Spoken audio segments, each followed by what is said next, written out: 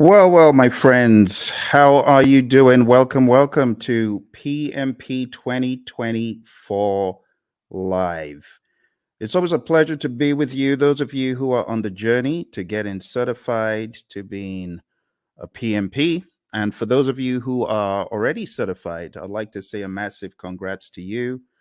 Really excited to be able to meet with you once again.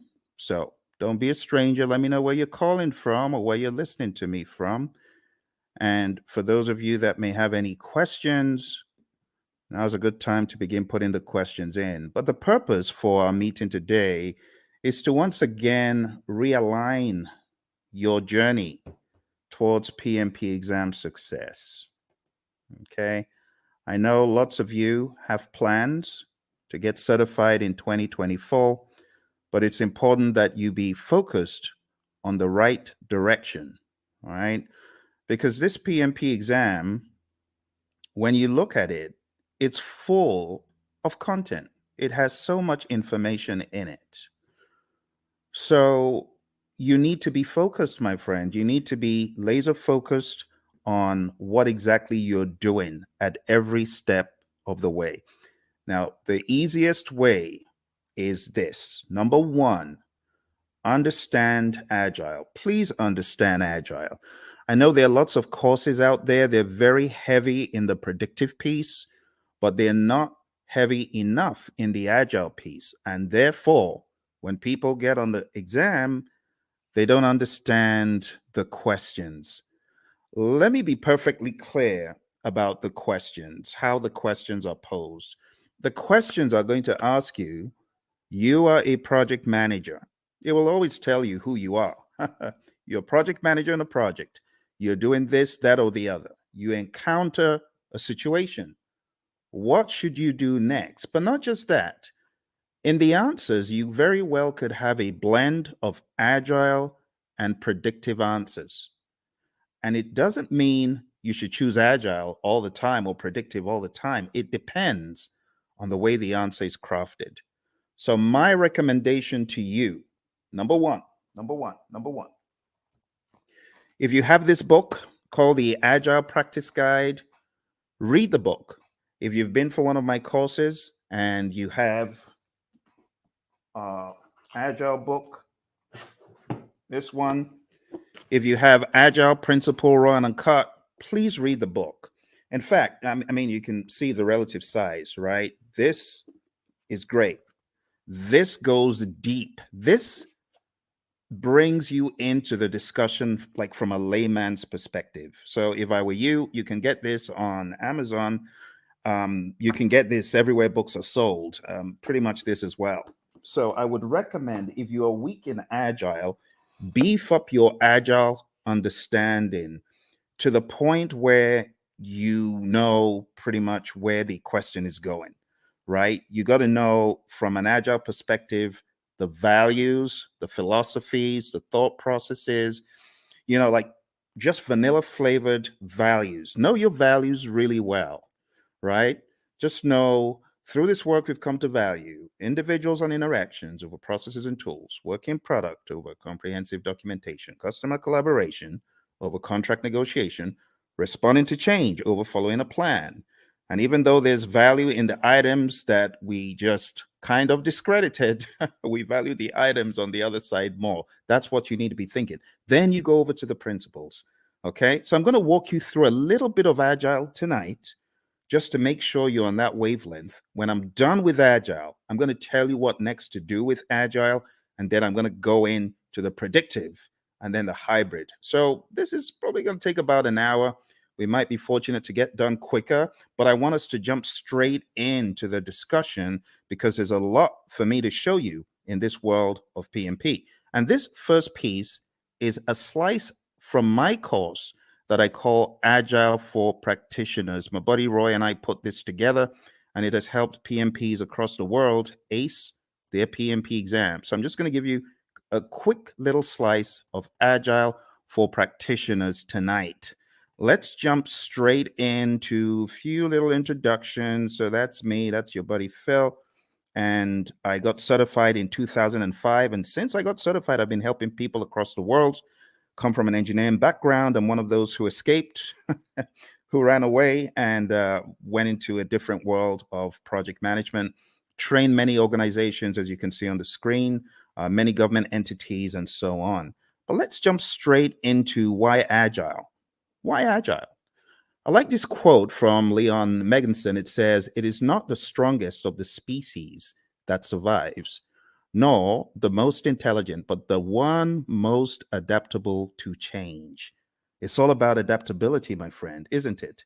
You might recall on page 14 of the Agile Practice Guide, the Stacy model. Stacy model is a great representation of different spectrums where you can be either in an agile setting or in a more simple predictive setting. The summary is you don't have to be agile in practice every single project. For example, you don't have to use Scrum on every single project. You don't have to use Kanban on every single project. Imagine a nuclear plant shutdown. You can't do that saying, we're going to do everything entirely agile. Heaven forbid. You got to be predictive in some instances. And that's why we have the simple zone where we are close to agreement in the requirements and close to certainty as far as the technicality. So we've already gotten that out of the way, right? There's that understanding. Now, taking it up a notch, to help you with your philosophies, the idea is in the world of project management, which of these is most important every time? If I asked you to select three things, just three things that you feel are mega important every time, what would they be? Would you choose time? I'm curious. Why don't you chat into me and say, "Hey Phil, this is what I think. This is what I think is most important on projects all the time." You want to try that? Go for it. Go for it. Go for it. Tell me, what do you think is hyper important? Three things if you're going to choose three out of these. Any ideas? Is it schedule? Is it budget? Is it scope? Is it customer needs? Is it quality requirements? Or is it team satisfaction? Which three? Chat into me. I'm waiting for you, my friends. I'm waiting. I'm waiting. Come on, you're project managers, right? So you already know the answer to this, hopefully. Which would you choose? Which would you choose?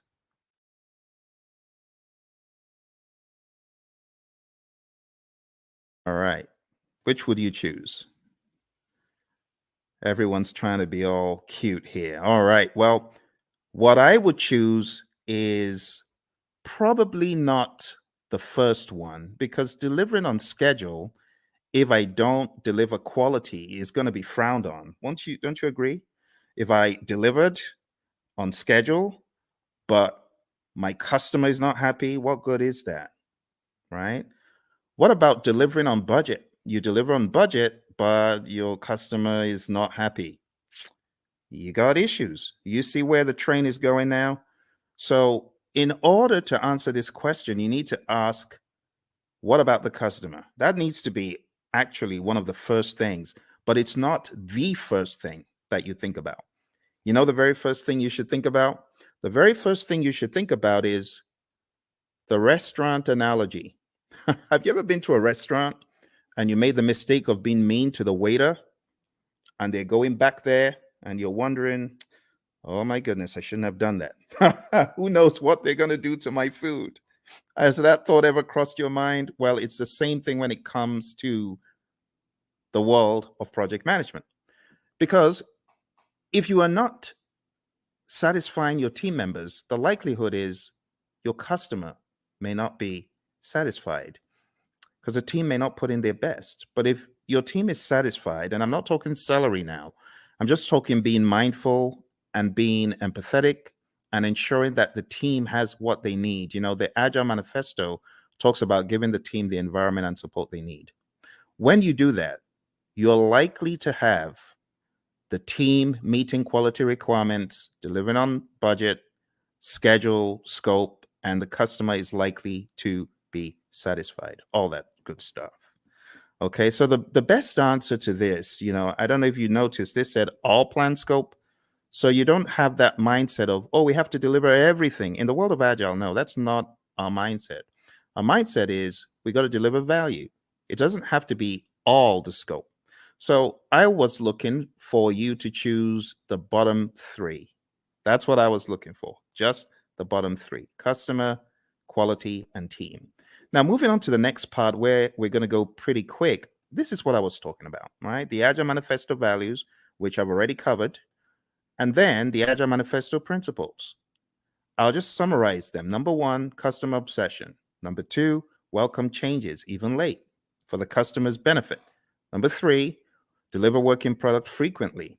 We want this to be shorter than 2 months because things change rapidly. You want feedback. You want to put it back into production. You want customer engagement. If it's far beyond 2 weeks, your customer may be disengaged. Number four, business people and developers working together daily. Number five, building projects around motivated individuals. I mean, that's common sense. No one wants to build a project around a demotivated team, right? Number six, face-to-face conversation. Now, this is very debatable because today everyone's on Teams, everyone is on Zoom. So, when it comes to efficient and effective, we got to be careful in 2024.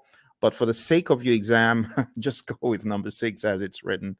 Number seven, working product, the primary measure of progress.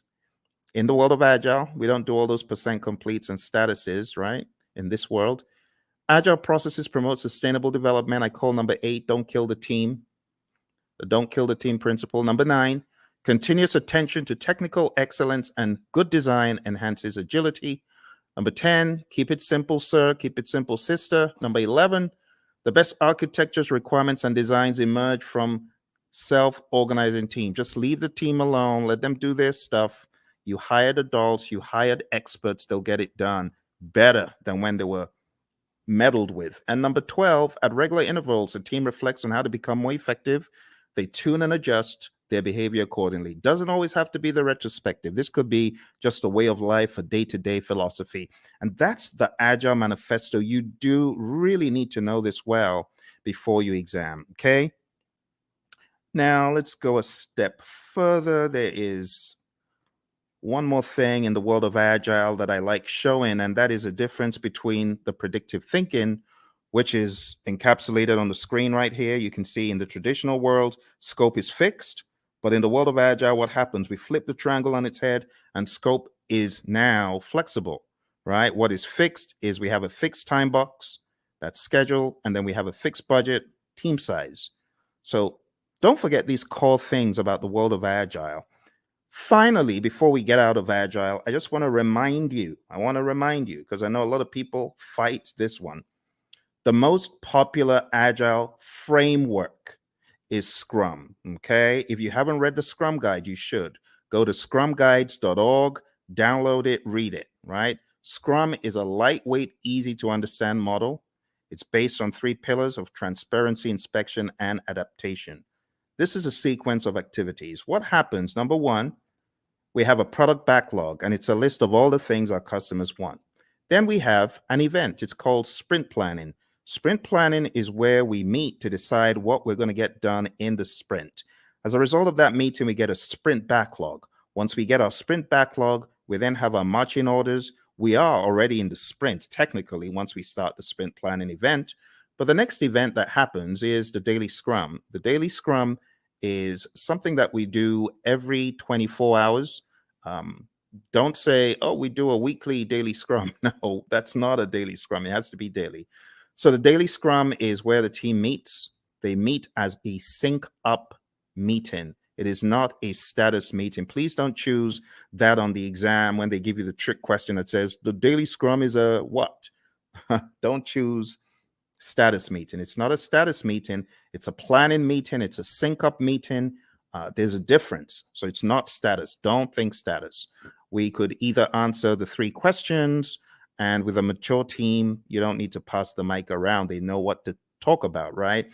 But some teams prefer to not answer the 3 questions. They prefer to walk the board or just do some other configuration, right? Some very mature teams, they may not even walk the board or answer the 3 questions. But for the sake of your exam, understand that the 3 questions is pretty staple, and then the walking the board. It's talked about in the Agile Practice Guide, okay? Then the sprint, how long is a sprint? 4 weeks or less in the world of Scrum. In the middle of the Scrum, a lot of teams these days, and I really want to call your attention to a very subtle fact regarding your exam. I'm going to have to go to that book again.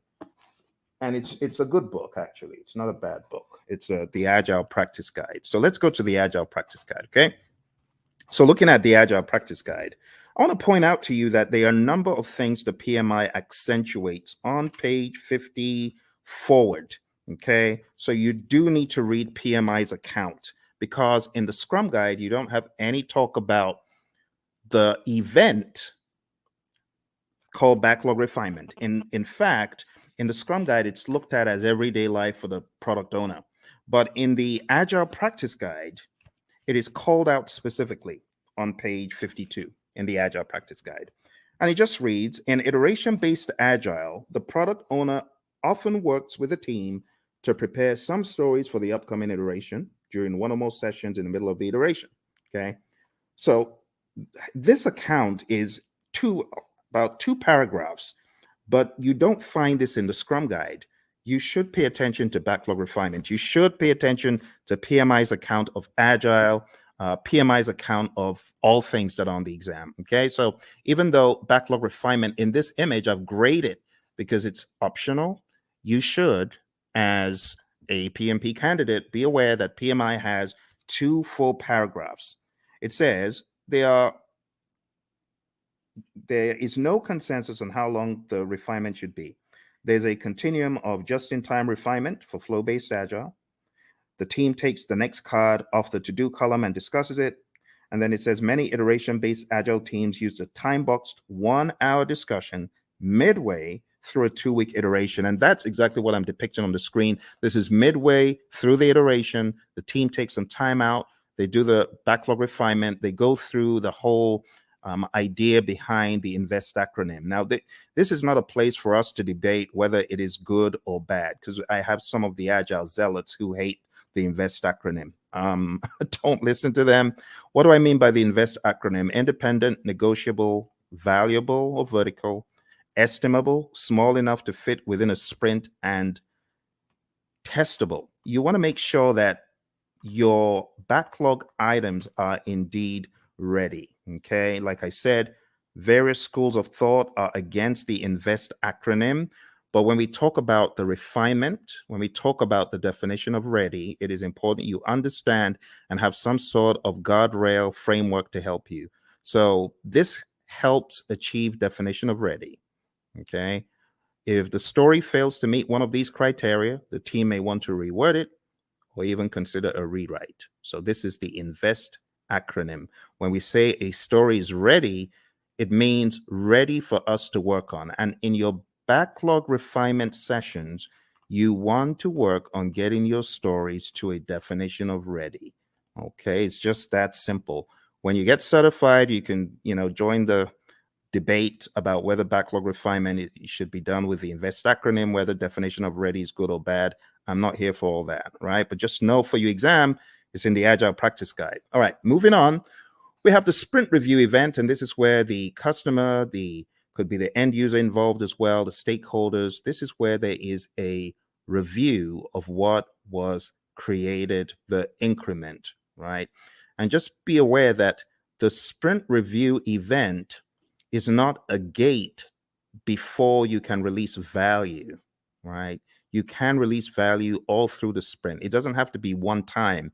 And in fact, you could get to the end of a sprint and you may not have a featured enough item, so you may not actually release. That's why we call it a potentially shippable increment. Lastly, we have the sprint retrospective event. And in the sprint retrospective, you already know this, I'm sure. This is where the team reflects, they look at what they could have done differently, what went well, what didn't go so well. It could also be a great team bonding exercise, and it's generally closed off to the Scrum team. And when I say Scrum team, I'm talking about the product owner, the Scrum master, and the developers. Okay. So feel free to put any questions in there if you've got any questions for me, because I know for some of you, we have already gone through an extensive 35-hour course. You already know a lot of this stuff, but you might have forgotten some of it. For your exam, you got to understand the roles really well. The product owner role, I highly advise you to dig into PMI's Agile Practice Guide and understand their perspective of what this role does. I also advise you to look into the Scrum Guide to get a better idea of the product owner's role. I call the product owner the Chief Value Officer. Also understand what the Scrum Master does. The Scrum Master is a coach, not just a coach for the immediate team, but also a coach for the entire organization. This is someone who should be a champion in my mind for Agile and someone who should be making change on a grander scale. When you get into the nitty-gritty of your exam, you do need to know the 5 events. So the sprint, understand that in the world of Scrum, it's 4 weeks or less. Understand what sprint planning is all about. As I said, one of the things you should do before coming into sprint planning is you should have done some backlog refinement. So all your time isn't going on breaking down those huge monster epics or just realizing what exactly the customer was asking for all along. This is where the product owner needs to wear the hat of Chief Value Officer, understand what should have come next. And when you get into sprint planning, it's generally going to go a lot smoother. The daily scrum, as far as this is concerned, the 15 minutes is pretty standard. It's non-negotiable for your exam. Just know that 15 minutes is a time box. When it comes to backlog refinement, like I said, we want our stories or our requests to be sprint ready. Again, in industry, there's the debate of, well, stories aren't needed in Scrum. They're not in the Scrum Guide. Yes, but for your exam, understand what stories are. I have to say these things because the landscape of Agile is changing very rapidly. When it comes to the sprint review, it's showcasing working product to the stakeholders. It's important that we don't relegate it to just a mere demo, but we see this as a working meeting. We can use this meeting to discuss metrics, what was not done and why. Delivery team demos the working product. The customers may even test it out. Physical products. We have a client of ours who had this physical autonomous vehicle, and customers could get to actually test out such things in a demo. All right. And then the retrospective, like I said, it should be a safe space. You want to understand what worked well, what didn't work well, and you could have some items that you take back to put into the product backlog for the next sprint so that you can improve on those items. But this is not mandatory. It used to be, but it's not mandatory anymore. Okay, a few quick memory joggers. A list of some of the long list of requirements, only those to be done in a sprint. Okay, I'm going to move very quickly. So these are just joggers for your memory, right? Since it says some, it is not talking about the all-encompassing product backlog. This is just talking about the sprint backlog. What about this one? The product backlog is prioritized and owned by whom? Okay, I've already given you the answer to this earlier on. So this is talking about the Chief Value Officer, aka product owner. All right, how about this one? The first event of a sprint is what? Okay, if you were listening in the beginning, you would have gotten that it's the sprint planning event. All right, let's go to the next one. The average length of a sprint used in most firms. If you use the world of Agile philosophies in your firm, you probably know the answer to this one.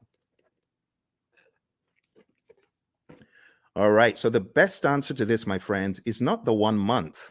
I said 4 weeks or less, but in industry, the sweet spot is 2 weeks. All right, let's move on to the next one. The end result of the sprint is known as what? What do you call the end result of the sprint? All right, so I've abbreviated it because I really want you to think. I really want you to be on your toes thinking about, okay, what are we talking about here? So here we're actually talking about the increment. Now, you can eliminate 1, but you're left with 3. It's definitely not the Project Management Institute. So the best answer that I would have expected you to choose is potentially shippable increment, PSI. Majorly because it may not be featured enough. All right, so PSI is the answer to that one. Okay, PSI. Okay. Next one, a daily scrum is what? What is a daily scrum? Is a daily scrum a planning meeting, a status meeting, a phase gate, or resolution meeting? Hey, Lawan. Lawan, good to see you. Lawan is one of our PMP gurus. She's already certified. And Lawan's got some other certificates, haven't you, Lawan? So very nice to see you. Nice surprise. What are you working on now that you're PMP? Tell me what you're working on. I'd love to know. All right. So the daily scrum, Lawan said it's A, and she's correct. It's a planning meeting. We don't want to think of it as a status meeting. That will be an immediate zero. So don't do that. All right. Next one, priming the backlog and preparing it for the next sprint through discussions and reprioritization actions is what?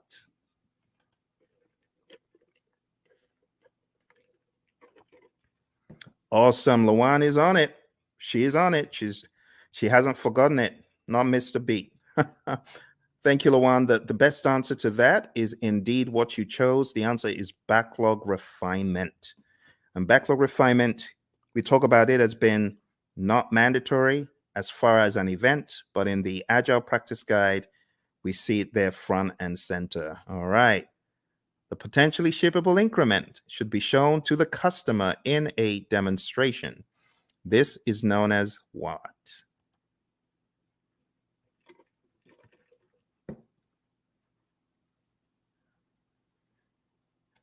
All right. So even though we call it a demonstration, it's not just that, but the best thing that we were looking for here is option C, sprint review. Now, again, just so you know, there's a lot of controversy in the world of Agile and Scrum when you call the sprint planning or sprint review or sprint retrospective a ceremony. You may get a wrist slap from some of the zealots. I don't care. Whatever. It is what it is. A lot of people call it ceremonies. A lot of people call them, other things, and that's it is what it is. Okay, Lawan. Lawan says she's working on her PSM. Awesome, Lawan. I know that you've already taken a lot of Ken Schwaber's PSM pre-test, so just keep doing that. And honestly, his site is probably the best place to be to just keep taking them over and over again, reading the Scrum Guide over and over again, and listen to our audio because we've got audio out there on our channel, as you know. But well done, and try your best to listen to the lessons learned that are out there. We got lessons learned from the PSM from our friend Darian and Cindy, who both got certified last year. So I would recommend listening to them. I am going to put a link in the chat right now so that you can go listen to that episode. You can go listen to that episode and get some wisdom from both of them. They both got certified less than a year ago for the PSM. All right, well, let's move on to the next one. The Scrum team should spend time in self-reflection and checking itself for optimization and improvements. This is known as what? Another very easy one. You're welcome, Lawan. All right, another very easy one, very easy. Obviously, you know what we're talking about here. We're talking about the retrospective. Brilliant. All right, another thing that you should be aware of is just the terminology when we go through the product backlog. We have different terminologies. We have the product itself. We have the epics, features, stories, and tasks. And I just use a silly little mnemonic. I just say Phil eats fries sometimes on Tuesdays. It's my mnemonic. You can use that to remember. And here's an example of how the backlog could be broken down, right? Epics, huge chunks of functionality. Features, a group user stories together for release. It's a sensible way of releasing stuff, release like stories. And then we have tasks, which are not in the product backlog, by the way.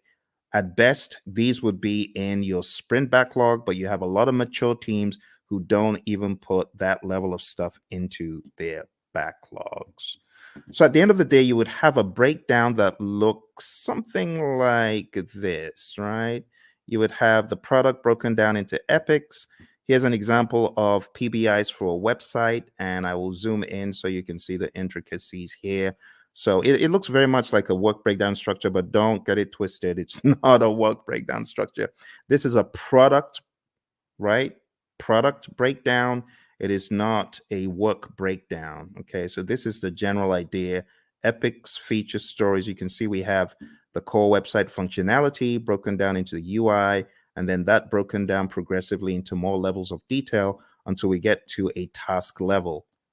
Okay, and then here you can see the UX, content and user experience broken down into smaller pieces as well. Those would be at the feature level, and these story level, ultimately the task level. And we don't want to make this a religious thing you do in the world of Agile. It's not.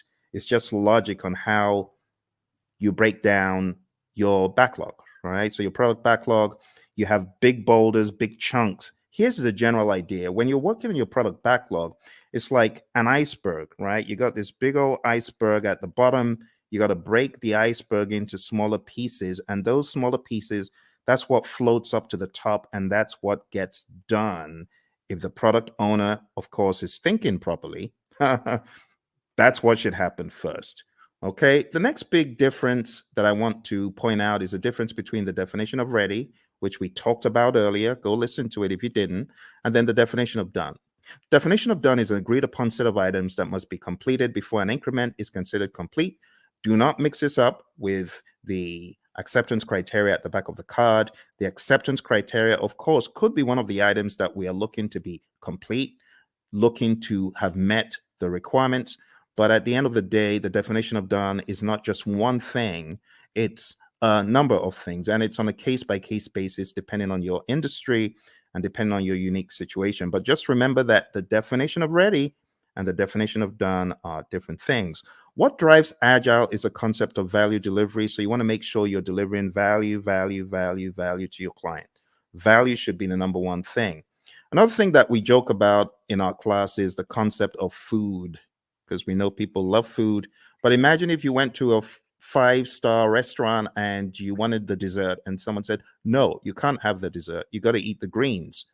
Well, as an adult, you can appreciate that. But what if you were a kid? You wouldn't. In the same token, our customers, they have things that are near and dear to them, like dessert. And we say, give them the value they want first. Don't withhold the value from them because they won't be happy if you withhold the value from them. If you gave them the value, then they understand you get them, right? You totally get them. So how do you order the backlog? The different ways of ordering the backlog, but one of the philosophies is to understand the concept of doing the big, hairy, audacious things first, right? The high risk, but high value. So always think, what is high risk? What is there a high risk and a high value on in this project? If there's a probability that you won't get a high value item done, that could be bad. So what should you do? This is just basic project management common sense. Do the riskiest stuff first. And if you do the riskiest stuff first, there's a likelihood that you will at least get them done. If you don't do the risky stuff first and you do it last and then you don't get it done and the time box is over or the number of iterations you promised is over, that's no good. So we often say high risk, high value first, low risk, high value next, low risk, low value next. And then why do you even want to do those in the top left quadrant? Why do you want to do high risk, low value? It doesn't make sense. There's so much risk in it. Low value, it could actually tank the entire project. All right. So we're not saying this is the only way to think, but we're saying start off by looking for the high value stuff and then look for the riskiest of the high value stuff. There are other instances where you could prioritize based on other items such as urgency, cost of delay, weighted shortest job first. There's so many things you could think about. So when we think about ordering the backlog, the job of the product owner is a rather interesting one because the product owner has to think so many things: revenue, demand, importance to end users, frequency of use, the risk of not having it, and so on and so forth. So as a product owner, your thinking always needs to be what is most important. Now, the product owner sometimes falls into the fire alarm trap, which is pandering to people who are shouting the loudest. That is not the way to do it. You want to use more sensible criteria like NPV, ROI, Moscow, and Kano, which are really just categorization techniques when you think about it. Weighted shortest job first could be another one, and the risk-adjusted backlog, the concept of the risk-adjusted backlog. So there's so many pieces that you need to master for your PMP exam, but ultimately, you're going to understand that Agile is front and center, because I cannot tell you how many people have cried, my Agile was so huge on the exam. I was not able to answer the questions quickly enough. It took me such a long time to read them and things like that. So you got to be ready. Scrum is definitely the big number one framework for the world of Agile for your exam. And then the number two framework that I would highly advise you to hone in on is Kanban. Just understanding how Kanban is structured, what it actually means when we say limit your whip and why we say limit your whip. Understand what a board could look like when you have the whip limits up top there. Understand what it means when we say the lead time, the cycle time, and things such as that. And understand this concept, because while it may not be tested on the exam, it's good to have the agile philosophy of there's a cost for delaying delivering value to your customer. If you're not delivering value quickly enough, then your customer could tank, your customer could fall off the radar, your customer could go out of business. So we want you to have that mindset, okay? And last but not least, I'll just say have a mentality of the shuhari, right? Alistair Coburn brought this into the world of Agile from the world of Aikido, and it's just a great philosophy to understand. You got to go through a period of blind obedience. So I remember when the PMI Phoenix chapter brought the whole CSM bandwagon to our chapter, and I was one of the people who jumped on it. And our trainer was receiving a lot of consternation. Tom Meller was receiving a lot of consternation from the PMPs because they felt, what is this? This doesn't make sense. Why should we do this? Don't criticize our project management and things such as that. But blind obedience is best. Honestly, if you're coming into the world of Agile, just leave all your predictive stuff at the door, because I was in the world of predictive for eons, but I had to embrace, as they say in the military, embrace the suck. I had to embrace what Agile was bringing, the change in mindset. And not until I embraced it and I went fully in did I fully get it. So the blind obedience stage is really important. After the blind obedience, you get to the heart stage, consciously moving away from the rules, detaching, breaking free. And when you have done this for a period, you now understand the why, and you are just on autopilot Agile when you get to the restage. You're unconsciously finding an individual path to go beyond or transcend. So, my friends, for your exam, this is the first piece that I wanted to introduce to you because Agile is big. It's really big. Now, if you haven't already realized, your exam is going to be based on people, process, and business. And people, process, business could cut across the world of Agile, or it could also cut across the world of predictive. Yes.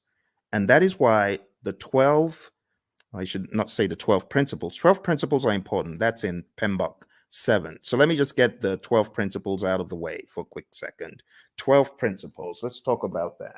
So for those of you that haven't read about the 12 principles, I want you to download a PMI PDF. I'm going to try to put that PDF in the comments below. So PMI 12 principles. I'm going to share a very, very helpful PDF because it could help you. Like if your exam is tomorrow, you obviously aren't going to have time to read this book, even though it's not as big as the 6th edition, but it's still a significant effort. But maybe, just maybe you could go through the 12 principles in this PDF. So let me show you what is in this PDF. And this will be a very quick run through because the philosophies are quite important. Okay, so let me share this with you. The philosophies in the 12 principles. Let's go very quick. So you can see the 12 principles over here, right? You can see stewardship, team, stakeholders, value, and so on. Let's start from stewardship. Going all the way back to stewardship. So this just says you got to be a diligent, respectful, and caring steward. All of those things there are extracted from the PMBOK 7th edition, and this is kind of like the most significant part of the book in my mind. So if you open up the PMBOK Guide 7th edition and you go to page 24, okay, I want to make it very clear, very clear. Okay, here, this is it. This is it. I know it looks looks transparent, but this is it. PMBOK 7th edition. So if you go to PMBOK Guide 7th edition and you go to page 24, it says, be a diligent, respectful, and caring steward. And that's what you see here, stewardship. Stewardship includes integrity, care, trustworthiness, and compliance. And the summary is this: act responsibly to carry out activities with integrity, care, and trustworthiness while maintaining compliance. And that's it. Let's go to the second one. Number 2, team. So if you follow me to the next one, page 28, it just says project teams are made of individuals who wield diverse skills. And the summary is create a collaborative project team environment. That's the summary. All right. Next, we go to stakeholders. And the principle about stakeholders is one of collaboration. It just says effectively engage with stakeholders.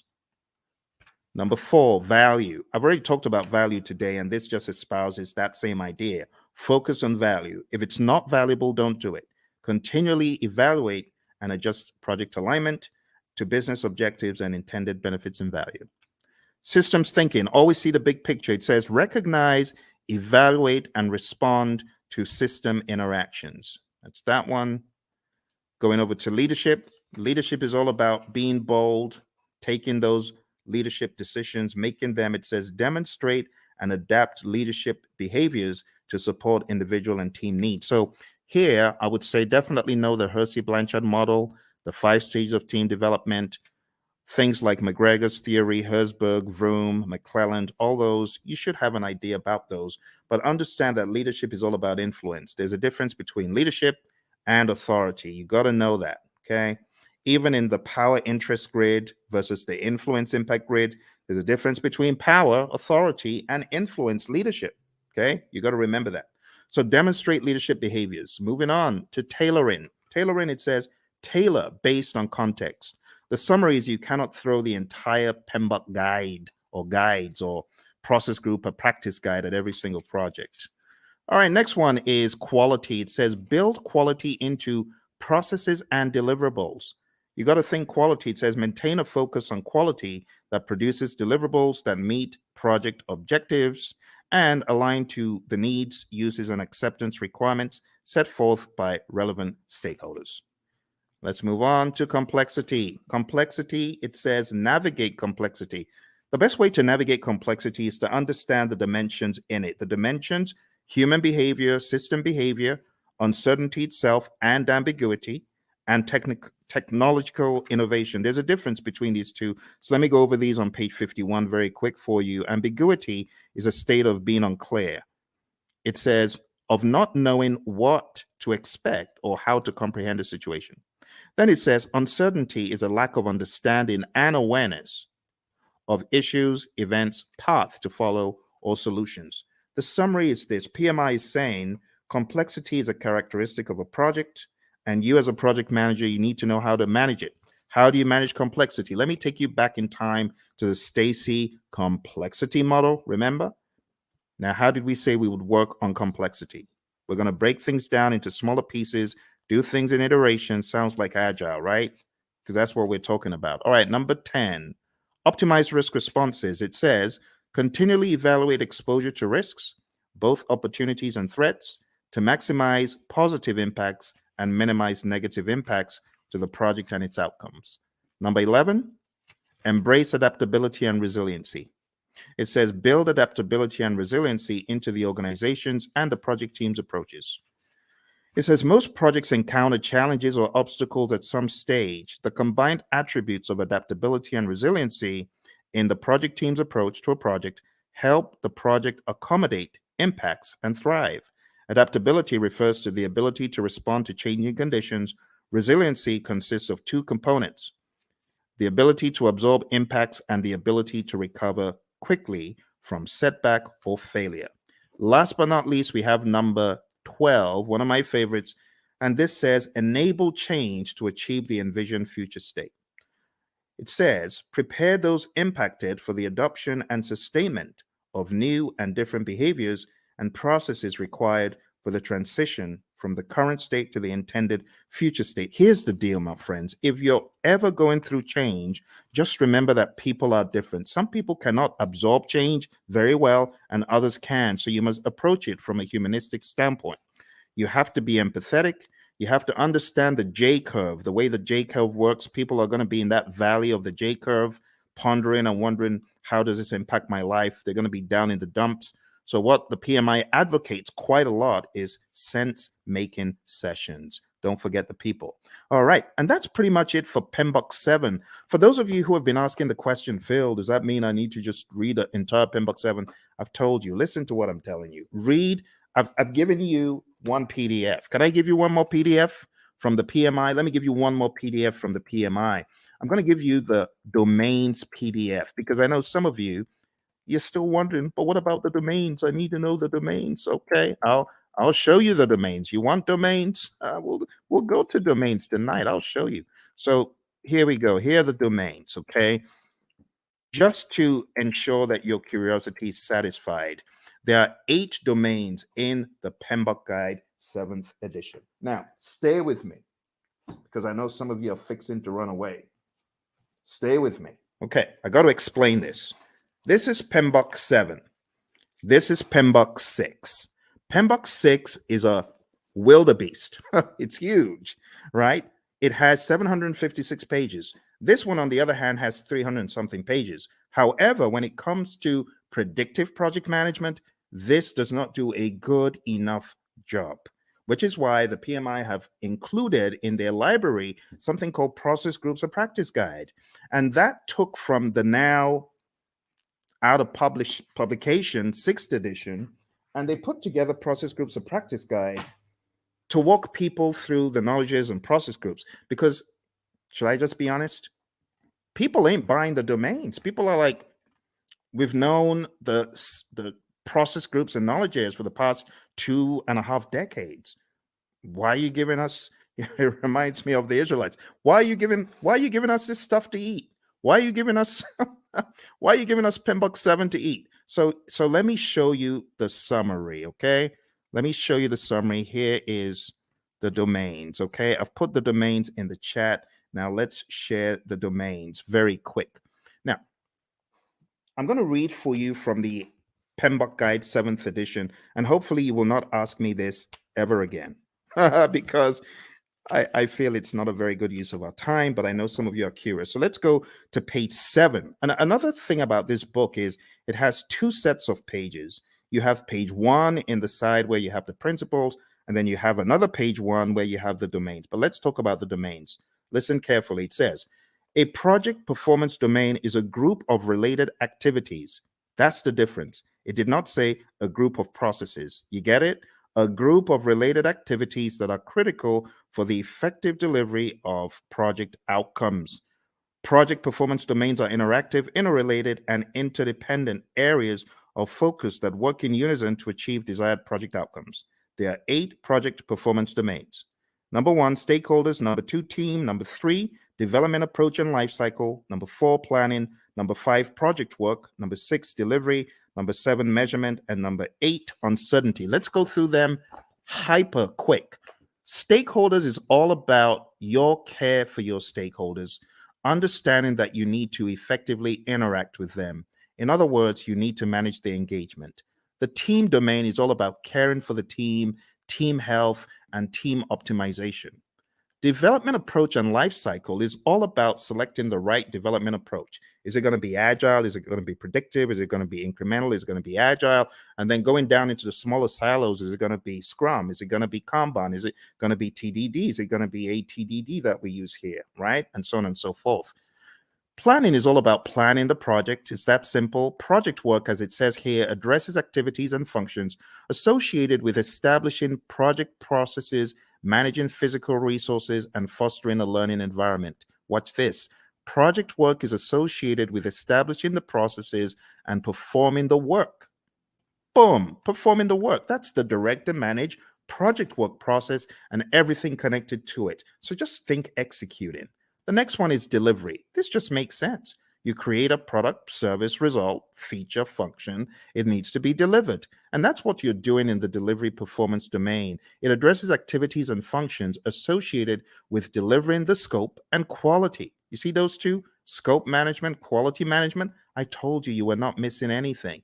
That's what these domains are all about. The next one is measurement. Now, this one, I must say, is a worthwhile inclusion in the dialogue, because a lot of times you have individuals who are measuring stuff and their measurements are probably not sensible. For example, a company my buddy Roy worked with, the company said to the testers, we're going to reward you if you find bugs. The more bugs you find, the more rewards you get. So these people aren't stupid. Of course, they had friends who were developers. So the developers started cranking out some soft bugs, not really malicious bad bugs, just soft bugs that will get their buddies a reward. What a ridiculous metric to measure. So don't measure the wrong thing. That's what this is telling us. Measure sensibly, and also be aware of the vanity metrics phenom. Don't fall into the trap of vanity metrics. Actually, the PMI has a very good breakdown of why you should be very particular about metrics. It says on page 96, we have leading indicators and lagging indicators. So be aware of what you're measuring. Is it a leading indicator predicting changes or trends, right? Leading. In other words, the metric is smart. The metric tells you what is about to happen before it does. Or we have lagging indicators. Now, lagging indicators, I'm not saying they're dumb, but they measure deliverables or events after the fact. Okay, so leading indicators, that's your magic right there. Lagging indicators, not bad. They're still helpful, but it's after the fact. And it says what to measure. You got all sorts of things on page 98, which is a good breakdown of what to measure. We go into the concept of baselines, business value, net promoter score, mood chart. I would highly advise at least understand some of the basic metrics in project management just in case they come up on your exam. So benefit cost ratio or cost benefit ratio, MPV, net promoter score, which is a measure of how happy your stakeholder is or willing to recommend your products or services to others, mood chart, and what else? That's pretty much it. There's some very good stuff here. So if there's one of the domains that I am excited about, I think it's this one. This is definitely value to the project management narrative. On page 112, we have my favorite, the vanity metric, a measure that shows data but does not provide useful information for making decisions. Has someone ever told you to gather data and measure stuff that is just worthless? You know, for example, measuring page views of a website is not as useful as measuring the number of new viewers, because you could have had one viewer go in there 1,000 times, if you get what I mean. So just that whole idea is what we talk about in the measurement domain. Last but not least, we have the uncertainty domain. And it just says projects exist in environments with varying degrees of uncertainty. In that vein, the project manager needs to have a plan, a mousetrap for how to measure the usual suspects. There are 5 of them: uncertainty, a lack of understanding and awareness of issues; ambiguity, a state of being unclear; complexity, a characteristic of a program or project or its environment that is difficult to manage due to human behavior, system behavior, and ambiguity; volatility; and then risk. And honestly, that's it. That's it for your 8 domains. We don't really have to go any further. It would be a waste of time. Now, if you have any questions, I would love to answer your questions. We're going to be hitting about an hour very soon. But before we jump off the call today, there's one more thing that will be in order. And what I want to do next is just talk about the world, deeper world, the deeper world of project management by going into, it's the grid. The grid, everyone's like, oh my goodness, not that again. This grid is very important, my friends. It's important for your project management journey. I know a lot of people are not very keen on it, but trust me, you need this. You really need this. You really need this thing I'm about to show you. And it's the 5 process groups and the 10 knowledge areas. We have to go through it tonight. I couldn't let you escape without it. So I would like for you to get a pen and a paper. It's going to be a worthwhile experience. It's going to be good. Let's work on this together. And as I go through it, I want you to ask any questions. Okay, if you have any questions, now would be a great time to ask them. So, in the world of project management, according to the PMI, way back in time, there are 5 process groups of project management, and they're just 5 buckets. I just call them buckets of things that need to be done in order for us to get project work done. And when I say project work, I'm talking more about the work that the project manager and the team are going to do to manage the project. You see, there's a difference between doing the work versus managing the project. You hear the PMI talk about a product life cycle. That's all about doing the work. But then there's talk about a project management life cycle, which is really code for the process groups. So if you're taking this exam, what is going to help it become easy for you? I heard this again from one of our latest PMPs. Shout out to Lily, who got certified about 4 days ago. She said the same thing. This will help your exam. Highly recommend that you watch this over and over again and you work with me. I am going to be typing in all of the process names and I'm going to be explaining them to you. All right. So why don't we get started with the first area of knowledge? Because we got, I prefer extra money in cash at the top, or I prefer eating mangoes chilled. And then we've got, I saw 6 chipmunks quietly roasting coffee, reading poetry stories. Or I saw 6 Cubans quietly rolling cigars, really puffing smoke. You choose whatever one you want. As long as you remember the 10 areas of knowledge, I'm good. Moving into each one, we have the very first, which is integration. I'm going to be making them a bright yellow as I go through. Hopefully, I remember to be consistent with it. And in that way, you'll know which one we're on. Okay. So right now, we're going into integration. Let's make it a bright yellow. All right. So in integration, the very first thing that happens is the develop project charter process. And in Develop Project Charter, you are creating a document that authorizes the project.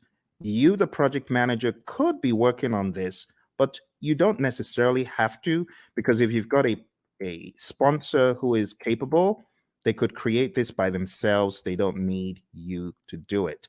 But other times, they may ask you to do it. In fact, in a lot of companies, the project manager creates the charter, the sponsor signs off on it. So you have to understand that dynamic. All right. Next, going over to planning, the next thing you do in integration is you develop the project management plan. And this is where you put the big plan together, because there's a lot of stuff that actually happens under the process that we're not seeing yet. There's stuff that happens under integration, and all of that rolls up, technically speaking, into integration at the end. We'll talk about that progressively. Next, going into executing, we have the direct and manage project work process. This is where the work is being done and the major output is a deliverable. So think about it. Everything that you're doing in project management, whether you're making a chicken sandwich or whether you're working on software or code or whatever, you will have the time when you need to do the work. And direct and manage project work is where the project manager is helping by directing and managing what needs to be done. Okay. From direct to manage project work, in addition to deliverables, we get something called the issue log, and we also get work performance data, which is just like you as a project manager, you are observing what is happening on the project. You know, you're observing how many widgets have defects. You might be observing which employees are unable to come in for work. We call that work performance data. The other thing that happens here in executing and integration is manage project knowledge. Okay, and then moving over to monitoring and controlling, we have a process called monitor and control project work. And this is where we are creating reports. We call them work performance reports. And the reports help understand the status of the project and so on. And the other thing that happens here is called perform integrated change control. And this is where you are reviewing the change requests that come in. The change control board is also involved. So you would review the change request as it comes in. If the change request is not in formal writing, you are encouraged to put it in formal writing. And then you review it, you do an impact analysis, and then you send that information to the change control board, and they can review the change request and decide whether it's going to be done or not. And then in closing, we have the close project or phase, process, close project or phase. And this is where you close out either a phase in the project or the project as a whole. Now, what I want to do right now is just comb through them in a little bit more depth. All right. We get a project charter from here, develop project charter over here. From develop project management plan, we get our project management plan. From direct to manage project work, we get our deliverables. From manage project knowledge, this is where we do our lessons learned. We get a lessons learned register. From monitor and control project work, we get our work performance reports. From perform integrated change control, we get our approved change requests. Remember, we could also say the change log is technically an output from here. But remember, your exam is not based on all these inputs, outputs, and stuff. They just help you understand the flow. It is important for you to understand the flow, my friends. And then we have close project or phase. So closing out the project or a phase in the project. This is where we have a final product, service, or result transition as an output. We also have a final report as an output. Okay. Now, these are not just random words that I made up. These are indeed things in the PMBOK Guide 6th edition and things that are helpful for you to know as you traverse the landscape of project management as you prepare for your exam. Okay. All right. I hope that makes sense. Do send in any questions if you have questions. So that's the first knowledge area. Now, everything that happens under integration, you got to look at it like this. Look at it like this. All this stuff under rolls up. All the stuff under rolls up, technically speaking. Now here, I know we only have one process here, but technically speaking, what you have in identifying the stakeholders, you want to make sure the stakeholders buy into the charter. All the stuff you have here in planning is going to add up to your project management plan. All the stuff you do in executing is pretty much governed, talking about governance from an integrative standpoint. Everything you do in monitoring and controlling is governed up here because all you're checking to see if you're going according to plan in all the knowledge areas is governed at a higher level in monitor and control project work. And closed project or phase, it just has that. Okay. And that's the general high level idea. Now we're going to be going crazily quick. So I'm going to put the responsibility in your court to tell me to slow down or stop, because I'm just going to go pedal to metal from here. Okay. All right. So draw along, follow along. It will be a good exercise. Going into planning, we have plan, scope, management as a process where we decide how to manage scope. Then we have collect requirements, where we are collecting all the requirements, functional requirements, business requirements, and so on. Then we have the define scope process, where we create the project scope statement, which has all the inclusions, exclusions, detailed deliverable description, and so on. Then we have create WBS, which is where we create the work breakdown structure. Then we jump across to the monitoring and controlling process group. And here we have two things. We have validate scope. This is where your customer checks the product, service, or result. And then we have control scope. And this is where you, as a great project manager, you're controlling the scope, making sure people aren't adding extras. Okay, good. Let's move into schedule management. In schedule management, the first thing that we have here is plan schedule management. Plan schedule management is where you create a plan for how to develop and manage the schedule. Then we have define activities, where we list out the activities that need to be done. Sequence activities, where we put the activities in order of occurrence. And estimate activity durations, where we decide how long each activity will take. And then we have developed schedule, which takes everything into account. And voila, we have our final schedule, right? We also from here have our schedule baseline. Just to make sure you understand the difference, There's a difference between having a project schedule, which is a live and breathing schedule that you update just sensibly as a project manager, versus the schedule baseline, which is a particular version of the schedule etched in stone. So there is a difference between the schedule baseline and the project schedule, and it helps to know that. Last but not least, on the other end of the spectrum, we have control schedule, and this is where we ensure that our schedule is going according to plan. Okay? Be sure to ask any questions. If you have questions, I will be moving a lot quicker from here. Going into scope, we have three things we do. Three things in planning and one in the monitoring and controlling section. Here we plan cost management, and that's where we plan how to manage cost. Then we estimate costs. We estimate the cost for each line item, each task. Then we have determine budget. And this is where we roll all the task costs to a final total amount. And then lastly, here we have control costs. And this is where earned value lives. Now, when I say where earned value lives, this is where we use the earned value metrics. The earned value metrics could help us see trends where we're likely to end up, or previous performance across schedule and cost and even scope. Just remember for your exam, you need to remember SPI, CPI, CV, and SV. You need to remember that they all start with EV. They all start with earned value, right? That's an easy way of remembering. If it's a variance, what do? You subtract. If it's an index, what do? You divide. So that's another quick tip. And then if it's schedule, then if it's schedule performance index, plan value is the other thing. If it's schedule variance, plan value is the other variable.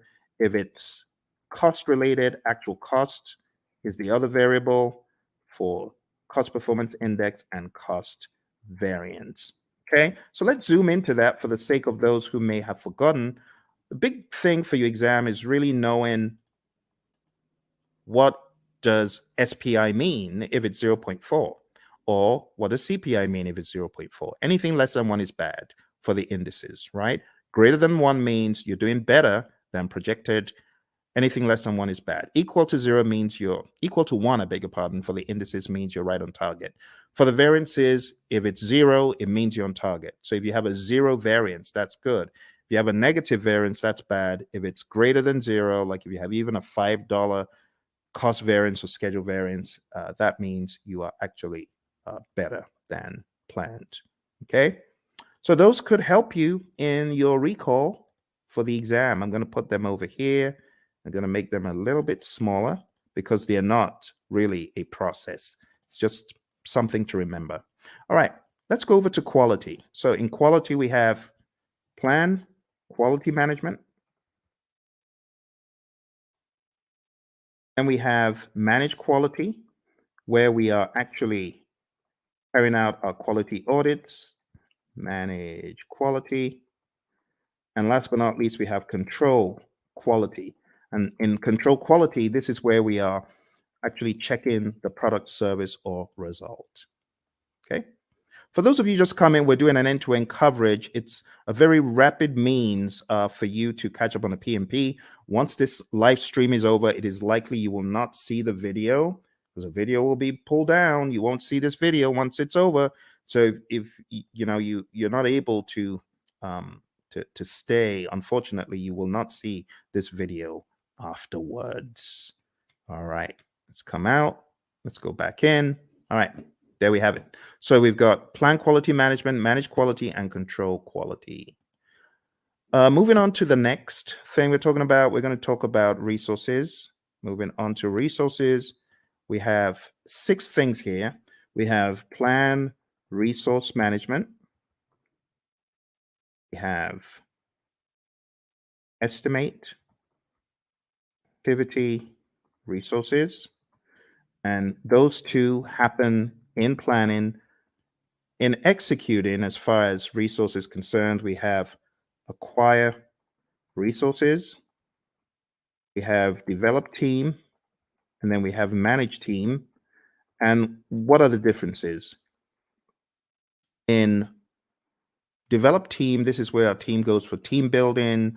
They get trained, they get educated in project affairs if they need to, or technical things. And then in managed team, this is where we give the team feedback. And last but not least, here we have control resources. All right. If there are any questions whatsoever about what you get out of the processes, please ask. I know I'm going pretty quick because I have so many videos about this stuff on the channel that I'm expecting that you might have maybe even already gone through some of those. Okay, let's go on to the next one. Next one is communications. And in the communications knowledge area, you're going to do three things. You're going to plan communications management. You are going to manage communications. In other words, you're going to communicate. This is where you're going to distribute information to people. This is where you could have reporting done in meetings. And last but not least, we have monitor communications. Okay. Again, I want to encourage you, if you haven't mastered this, this is important for your PMP exam. I know some people feel, oh, this is old stuff. Trust me when I tell you, I cannot count how many people I've heard from that this helped them put the big map together. So I really want to stress, if you haven't mastered this, please spend some time in doing so. Okay. All right. Let's make these a little bit smaller because we got a really big one coming up. We got risk. Risk is a significant beast. It's very, very big. So let's go on to risk.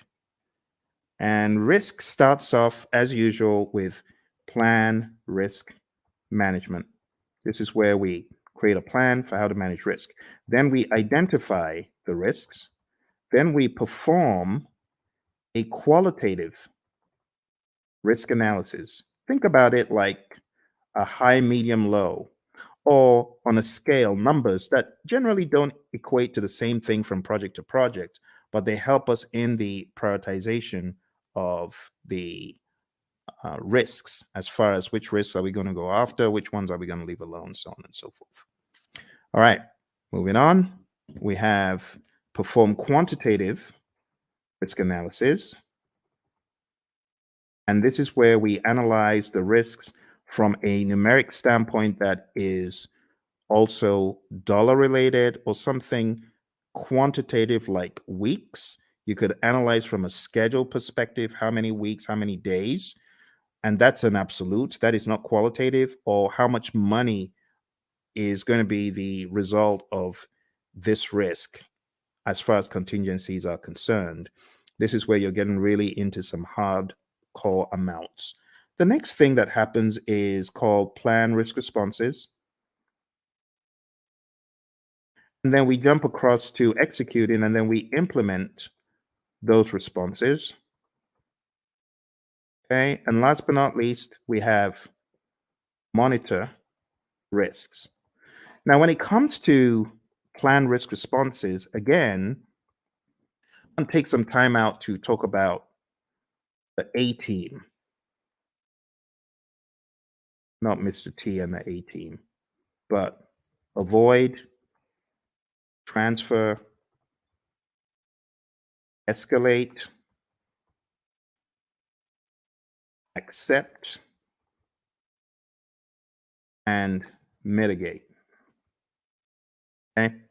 So these five are your approaches for negative risk or threats. We also have another five for positive risk or opportunities. And I'm just going to put them here sneakily. I know it shouldn't be there, but I'm going to put them there because I want to share them with you. I call it EASEE, easy, right? Easy. It just stands for exploit, accept, share, escalate, and enhance. You got to know these really well. Look on the channel because I have videos. Avoid. Let me just blow this up a little bit so that you can see it a little clearer. Okay, let's blow that up. Okay, so avoid, and feel free to take screenshots. That's fine if you want to take screenshots, right? So avoid is avoiding the risk altogether, 100%. The risk doesn't happen or it doesn't impact at all. Transfer is transferring to a third party. Escalating is elevating the risk to either your boss because it's beyond your power or your authority, or you could escalate because it's affecting other parts of the organization. Accept is doing nothing. We have passive and active accept, and mitigate is reducing the probability of impact. On the side of the easy, which really should be here, but I'm just making this quick. The easy is for the positive risk. So you could exploit a risk. That's 100%.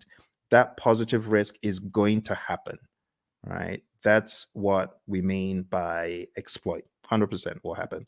Accept is doing nothing. We have passive and active accept again. Sharing, again, same strategy as I said for transfer. You involve a third party. It could be a special purpose company. It could be a sister organization that you share the positive risk with. Escalate, again, escalating it to a higher power because it's beyond your project or because it's beyond your power. And then enhance is really just increasing the probability or the impact of the positive risk. All right, so that's risk, my friends. We are going pretty quick here, and we are going to be done before you know it. Let me go back and share the last pieces of information because we have just 2 more knowledge areas. Aren't you amazed at how quick that has gone?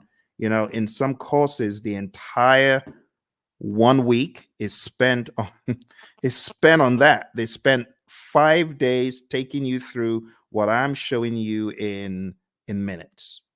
That's why you need to come to my course. Come to my course. I'll do a lot of time optimization for you. You want to join my course, go to hpmexam.com or go to tinyurl.com/elite PMP, or tinyurl.com/elite CAPM. I'm going to put those links in the chat because I know some of you are like, how do I join your program, Phil? Well, you just need to go to Elite PMP. You can start studying with me tonight, like right away. You can start studying with me right now, because if you sign up there, you'll be able to join immediately. It's on Udemy, and costs 24 hours a day. You just decide when you want to join. And if you're getting ready for the CAPM exam and you're wondering how to get certified, you can join me on the Elite CAPM program as well. I'm going to put that in the link. Do that. Put that in the chat. So go to Elite CAPM if you're keen on studying with me for the CAPM exam. And then if you want to be on my full-blown training for project managers, not only to get them PMP certified, but also to elevate them to the next level after PMP. In other words, showing you how to succeed.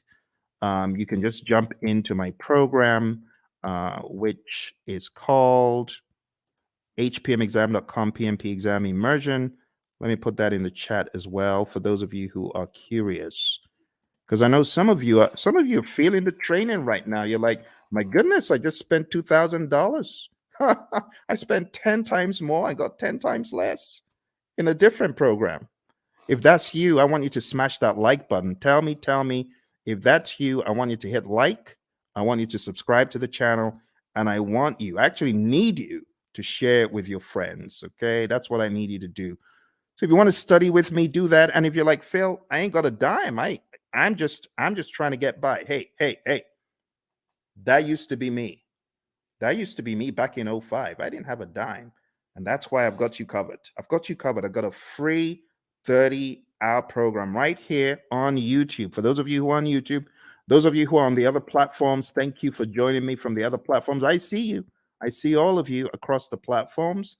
So if that's you and you're like, Phil, I ain't got a dime, I got you covered. I'm going to put a link in the chat, and this is to my 30-hour free program, totally free. All you need to do is go on to pmp.pmradio.org, and I've got over 30 hours of free video. Free, totally free. No catch. The only thing I ask, though, if you really want to support the channel, because I know some of you you gained so much from the channel. Just go get the book, PMP Exam Immersion, right? The PMP Exam Immersion book. I'm going to show you tonight how to put everything together in context. And if you wanted to get this book, like download the book right away, you can. This book has the deep secrets to your PMP success because it puts everything together. It puts agile, predictive, hybrid, it weaves it all together. It's called PMP Exam Immersion, the book. So I know I have the course, but this is the book. And if you get the book on the link that I just shared, you'll actually be able to download a workbook. And the workbook has 100 of these crazy, what should a project manager do next kind of questions. So whatever the case, whether you can afford it or not, I got you covered. For those of you who say, Phil, I'm just, trying to survive here. That used to be me. So I got you covered. Don't worry. Just go to pm.pmradio.org, and you're gonna be extremely delighted when you see what I have in store for you guys and girls. Okay.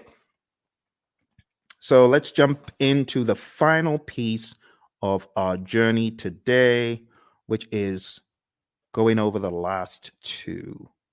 I'm going to make the others very small, just so that everything can fit on the screen. Okay. Some of these processes, they occupy a lot of space. I might be able to make a few of them bigger, like quality is actually not that much. And if you haven't gone through this rites of passage, well, I'm glad you're going through it right now. This is a brilliant opportunity for you to see how the entire table comes together. All right, so procurement. What do we do in procurement? Number one, we plan procurement management. Plan procurement management is where we decide, are we going to buy or not? Are we going to make or are we going to buy? If you decide to buy, then we go through the procurement process, the philosophies, right? And we do the RFPs or the RFQs or the RFI, request for proposal RFP, request for quote RFQ, request for information RFI, IFN, invitation for negotiation. I'm talking so quick because I want to get done. I want to get done. It's a weekend. It's a weekend. You see, the labor of love, your buddy Phil is here for you to help you. Because once I hit the road again, it's going to be hard for me to do these. And I hit the road very shortly. All right, conduct procurement is where you take a look at all of the proposals that were sent in and you select one or two, you award a contract, and then control procurements. This is where you are checking to ensure that the vendor, the seller actually did what they promised. You want to make sure that they are delivering. You want to make sure that they are on time. You want to make sure, as one of my students said, hey, my client just showed up and we do interior for airplanes and they just showed up to do an audit. That's control procurement. You want to make sure that the seller is really upholding the quality. And the funny thing is they weren't, because, some of these folks, they want to show off to their friend, like, oh, you need to take a look at this aircraft that we're refurbishing. So unfortunately, on that day, one of them brought his buddies into to the workplace. Bad move because the customer showed up. All right, let's finish this off. All right, last but not least, we have stakeholder. So over here, we have identify stakeholders. This is the only one that you have in the initiating process group. And then we have plan stakeholder engagement. And then we have, after you've planned how to engage a stakeholder, then we have manage stakeholder engagement. This is where you're actually engaging your stakeholder, speaking with them, communicating with them, working with them. And last but not least, we have monitor stakeholder engagement. Okay. And my friends, that's it. I just showed you. Please give me a round of applause. Give me a round of applause, please, please, please. I think I deserve it because I've done what a lot of instructors won't do. I took you through the entire Agile curriculum. I've taken you through PMBOK 7, principles, domains, and boom, now I took you through PMBOK 6. PMBOK 6. Do you know how much time that would have taken to go through these books alone? Do you know what that would have taken? We went through this, we went through this, and we went through this. All in 1.5 hours. Please give me a round of applause. I need some likes. Like, please, please help me, help me. I know some people think, why is he asking for likes? I need your likes. I can't do this alone. I'm trying to help the world get PMP certified. You need to remember where I'm coming from. On my PMP exam, question 20. Do you know what the time was? Question 20. I was 1 hour in to my exam on question 20. Think about it. If this exam has 180 questions and this guy's only done 20, how many hours does he need to finish the exam? The wise people would say 8 more hours. You're correct. It was a disaster. I had only gotten to question 20, 1 hour in. And this is a very good example of how not to take the exam. Don't take the exam saying, oh, I've got to answer this. I'm going to use all the time I can to answer this one question. No, don't do that. Don't do that. I was spending 3 minutes a question. How foolish. Instead of me to go with my gut and just keep mowing them down, just keep going. Even if you feel they're not right, you don't have the luxury of time. I've had a lot of students who say, Phil, I was shocked. I ran out of time. Normally, before I got into the exam, I was killing all of my mock exams. Of course, because the stakes are higher. Your brain is going to be working differently. You're going to be working differently. So don't try that stuff that you do at home on the real exam, okay? Which is why I say roll up your sleeves and go to a test center, smell the coffee. It'll kick in. It'll kick in. Just drink the coffee, but smell the coffee because you realize the stakes are high. Long story short, after 1 hour, I started writing my eulogy of the PM slain in the Battle of PMP. The PMP who tried his best, the PMP aspirant, the PMP wannabe who tried his best. Phil tried his best, but alas, he was slain at the Battle of PMP. Why was he slain? He didn't have his weaponry right? So I was crafting my eulogy until a conspiracy theorist gremlin pounced on my shoulder. And I'm grateful for that conspiracy theorist gremlin. And the gremlin said, the PMI is looking at you from behind the scenes, and they can see that you got all the questions wrong, and they're giving you more of those questions.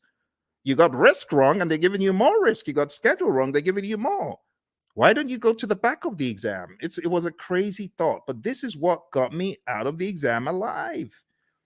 I jumped all the way to the back of the exam. Back in those days, you could move backwards and forwards between all the questions. And back in my day, there were actually 200 questions. So I went all the way to the back and I started doing the questions from the back, from the back, from the back. Truth be told, hey, use this. Use this as the fire escape. For me, it was the fire escape. I started backwards and I realized the questions were easier from 200, 190, 180, 170, 160, 150, 140, and just kept doing the exam backwards and it was easy. Then I got to a pocket of difficult questions. It's like these question writers are like fiends from the pit. They know where to grab you and they just, boom, dollop a boatload of hard questions. And it's like quicksand. Don't be moved by that. You can jump over the quicksand, or you could just do C, D, E, C, C, C, whatever the options are, but don't get stuck in the quicksand. I didn't get stuck in the quicksand. Kept mowing them down. I think I had a pocket of difficult ones in 120, kept going back around 70 something, difficult ones around 50. I didn't care. I was just mowing them down, doing my best. And then I got back to question 20. And guess what the time was? 3:55. Pretty much I had 5 minutes left. And the question is, am I going to start changing stuff or am I just going to end the exam? Took a deep breath. Boom, end the exam. And then the screen goes blank. You've been selected for a survey. We would like to find out, did you enjoy your exam experience? Was it clean? Did you like the staff members? Oh my goodness.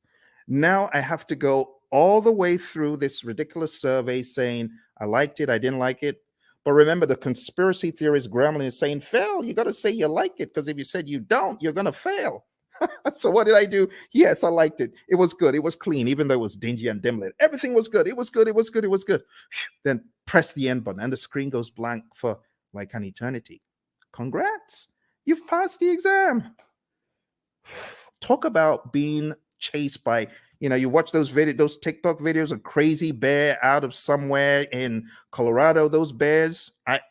That was me. I felt like I had run from the crazy beast. And that's why I do what I do. Because when I came out of the exam, I promise that if I come out of the exam alive, as I'm writing this crazy exam called the PMP exam, I'm promising if I come out of this thing in one piece,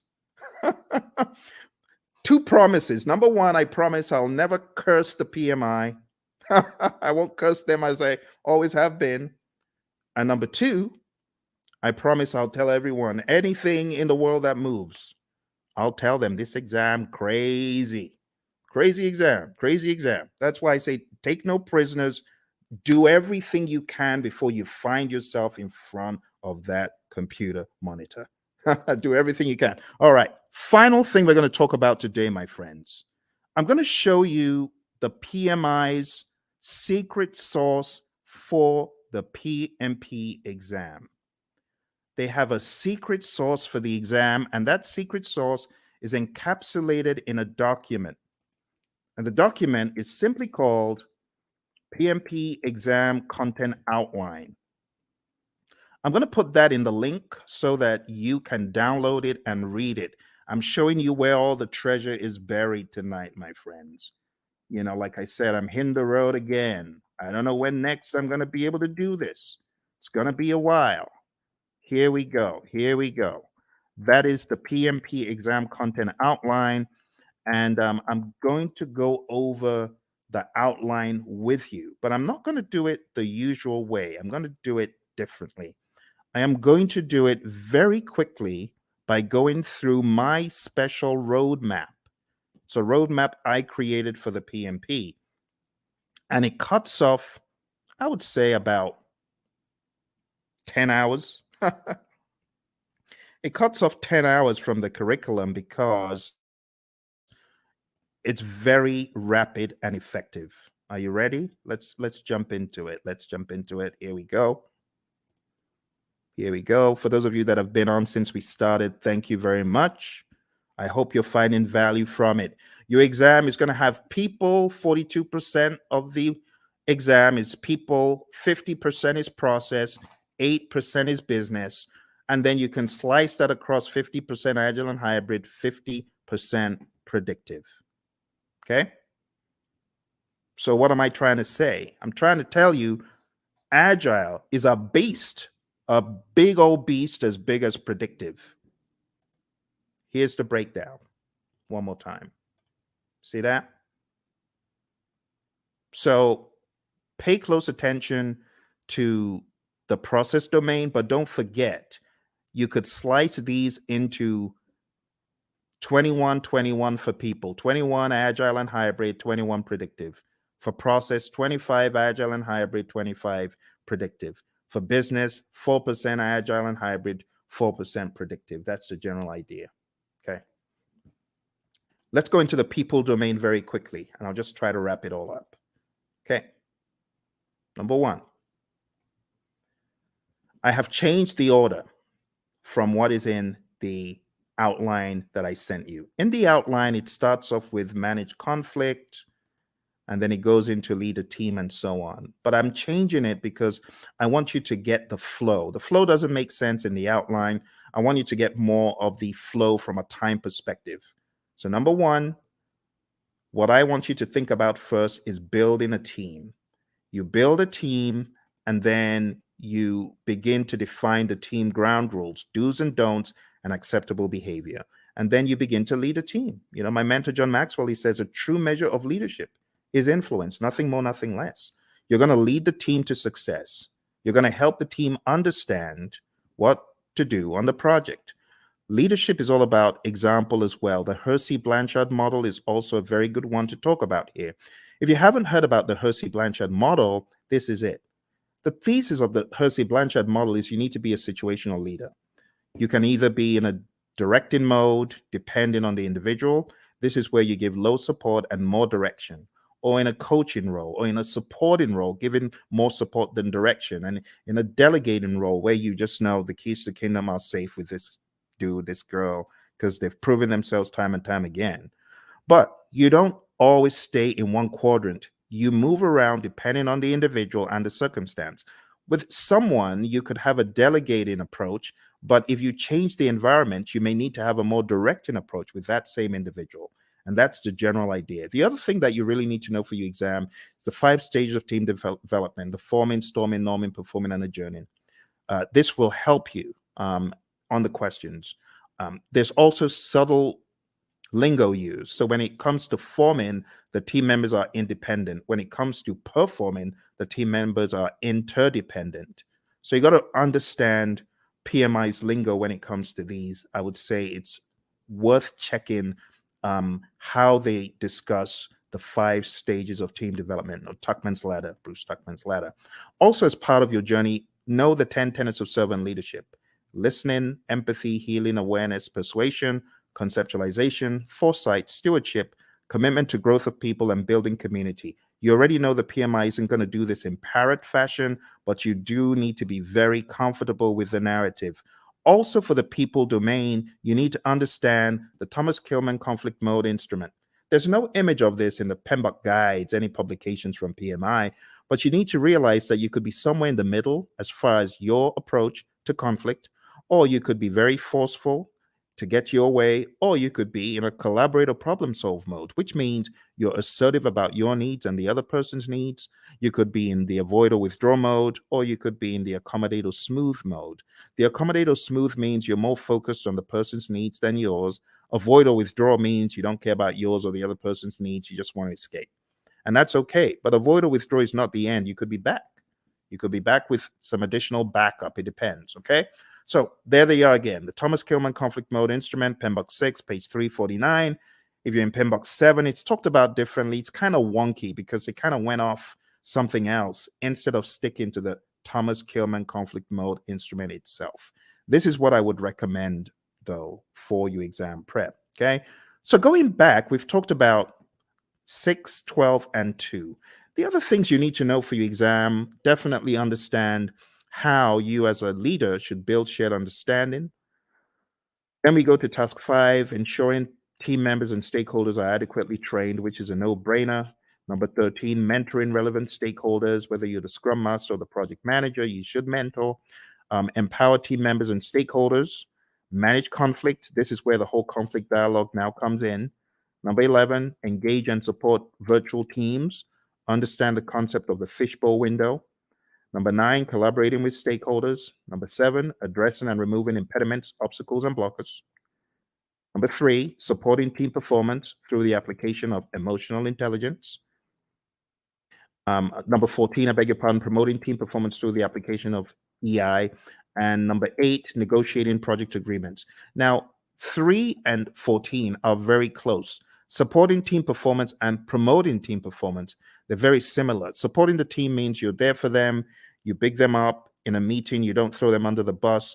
Promoting team performance through the application of EI is different. This means you are emotionally intelligent. Emotional intelligence means you're able to control your emotions, bridle your emotions, and you're also able to influence the emotions of others. And that's the people domain very succinctly. Okay. As easy as ABC. But don't forget, in the document I sent you, every one of these is broken down into smaller enablers. I would recommend going through the PDF that I put in the chat. That will help get you to excellence in this. Okay? Let's move on to the process domain. Before we get to the process domain, I really want to accentuate a couple of tools. Okay, the stakeholder power interest grid is big. Make sure you understand that before your exam. You could have the power interest grid, the influence impact grid, and other allotropes of it, and understand the planned stakeholder engagement process. This is where we have our stakeholder engagement assessment matrix. I call it the SEAM. This is where you have your current state of the stakeholder, and that is your desired state. They're currently unaware. You want them to be supportive. The question for your team then becomes, how do I get Bob from an unaware stakeholder to supportive? What are the actions that we need, right? And those are the actions that you got to discuss. So this is a great conversation piece for the real world as well, okay? In the task of collaborating with stakeholders, in which process do you build trust and gain support from stakeholders? What do you think? A, B, C, or D? All right. I'll go quick. So the answer to this, my friends, is where you are communicating with the stakeholders and working with them. And therefore, the best answer is manage stakeholder engagement. You won't get questions like that on the exam because those are very prescriptive to process name, but still you could get the process names expanded upon and camouflaged. So you do need to know what you're doing in each process. Here's another one. On your agile project, when facilitating a meeting with stakeholders, it is critical to do what? Is it hold the meeting in person? Is it develop and distribute an agenda prior to the meeting? Is it bring snacks? Or is it use technology to record the meeting so you can reference as needed? What do you think? Which one is more agile than the others? Which one makes sense? Okay, so which one is critical? In which one would the meeting sink if you didn't do it? Think about it. It's like a trick question. But you're not required to hold meetings in person in the world of Agile. You don't have to bring snacks and you don't have to record, but it would make sense. For example, if you're holding a retrospective, it would make sense for you to have an agenda and for you to share that. Okay. So this is an example of how, looks a little bit difficult. Am I in the world of predictive? Or mine, it sounds a little bit predictive in the answers, but it says agile. So you got to be ready to face things like that. All right, let's move into the next domain, which is process. Okay, as usual, we have our roadmap, and these are the things we've just talked about. So I'll be very quick. Number one is actually task 13. So this is where you determine the appropriate methodology, the methods, the practices. Are we going to be agile, predictable, something else? Then you got to establish a project governance structure for rules and regulations and how things work. And then number 9 is pretty much integration. You got to integrate project planning activities. Number 17 is plan and manage project or phase closure, pretty much close project or phase, which we've already looked at today. Number 8, plan and manage scope. Number 6, plan and manage schedule.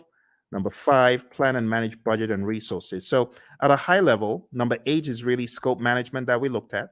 Number 6 is schedule management. And number 5 is budget and resources. I'm sorry, it's a little bit obscured because of the color on the screen. Number 7, plan and manage quality of products or deliverables. That's quality as a knowledge area. And all of these also double in the world of agile. Don't forget. Number 3, assess and manage risks. We've taken a look at that. Number 12, procurement management, pretty much. Number 1, execute the project. Now we can execute the project. After you've done all that planning, now you execute with urgency to deliver business value.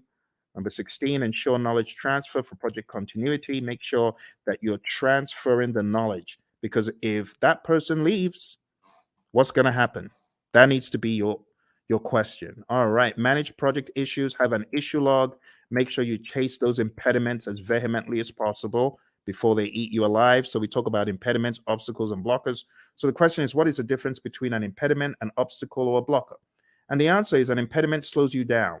An obstacle is in the way. Now you can go around it, you can go over it, but when it comes to a blocker, you're stuck in your tracks. You're stopped. That's really bad. They're all bad, but blockers are the worst because they just stop you in your tracks. You can't move. When we talk about managing project issues in the world of predictive, all of those things are in your issue log. You got to go after them. Manage project changes just means manage changes using your change management plan. Your configuration management plan must also be considered. This is manage project artifacts. 3 artifacts in Agile. Who remembers?